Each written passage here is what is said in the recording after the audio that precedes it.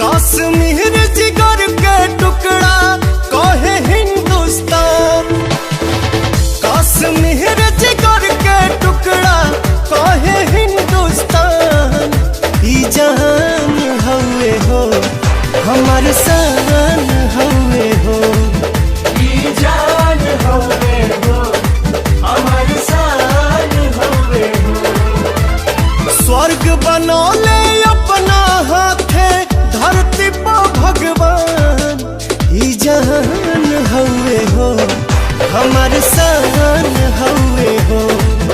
ई जान हवे हो हमार शान हवे हो।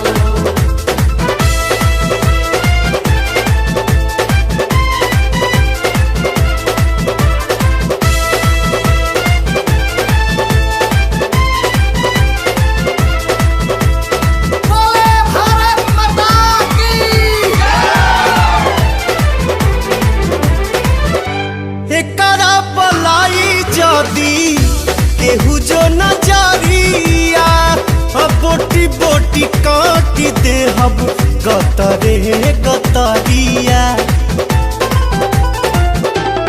हो एकरा पलाई जदी केहू जो नजरिया बोटी बोटी काटी देहब गतरे गतरिया।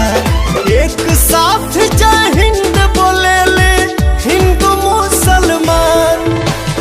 एक साथ जय हिंद बोले ले हिंदू मुसलमान। ई जहान हवे हो हमार